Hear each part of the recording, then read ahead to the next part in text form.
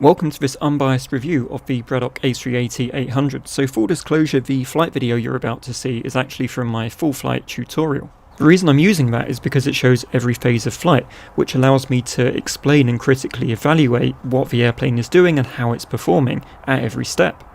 So first of all, the elephant in the room. The cockpit model is of course an A380, however the systems have been copied across straight from the default Asobo A320. So world map flight plans will automatically feed through, and it does correctly calculate V-speeds. The throttle is a bit weird. It feels like it's been copied across from the Boeings because it doesn't have the Airbus detents. So you don't have flex, climb and stuff like that, it's just a linear throttle from 0 to 1. So after takeoff, once you activate the autopilot and the auto throttle, provided you retract the flaps and the gear, the airplane actually has no problem climbing to your target altitude and following your lateral flight path. It doesn't have proper VNAV, so it doesn't obey altitude constraints on the way up. However, it will stay below 250 knots below 10,000 feet and then accelerate after that point. The airplane can of course fly an ILS approach, and if you've planned to fly in the world map, the frequency should already automatically pull through to the FMC.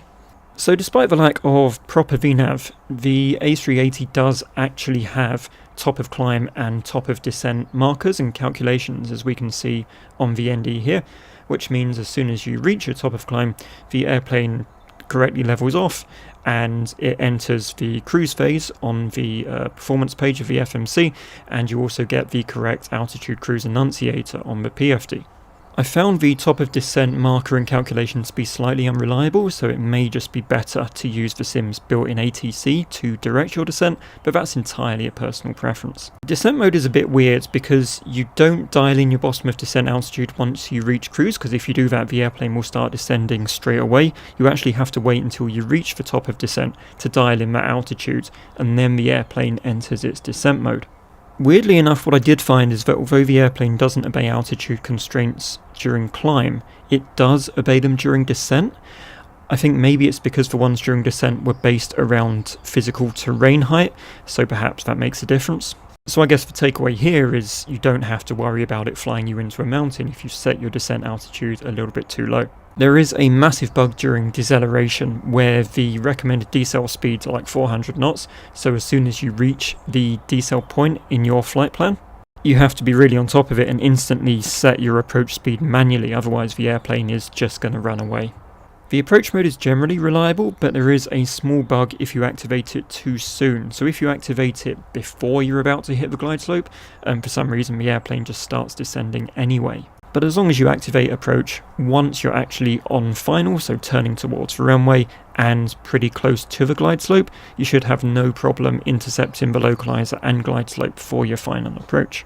Because this is based on default systems, it's got some weird mix of Boeing and Airbus stuff going on, it doesn't have an Autoland mode. So despite the fact you will see a land annunciator on the PFD, if you attempt to land in autopilot mode with auto throttle on, it will instantly just go into go around mode just before touchdown. So just before touchdown you need to deactivate the autopilot and the auto throttle as you would in a Boeing, and then manually idle the throttle. So hopefully this video has provided an unbiased and critical evaluation of the airplane's performance through the different phases of flight. So here are my conclusions. The 3D model is okay as a casual observer, but I know a few people have flagged issues where it isn't completely accurate to the actual airplane, either inside or out. The systems are of course not accurate to the A380 because they've been pulled out of the Asobo A320, but I would say that they're not even Airbus accurate because that auto throttle behaves like a Boeing. As you saw in this video during the flight, and as I explained, there are a few bugs with the systems as well in terms of how it operates that you need to be aware of and you need to work around them to have a successful flight. But I think regardless of all that, the fact is there is no alternative on Xbox right now. The Xbox platform obviously isn't getting the fly-by-wire A380. As for the INI builds A380 that's coming, if you've tried their beta A320, it's really not very good and it's quite broken. So I'm not sure whether I hold out hope of their A380 being any better than this.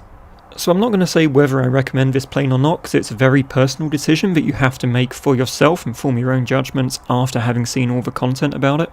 You know, it depends on what platform you're on, it depends on what your expectations are, it depends on how you view paying £20 for a plane like this.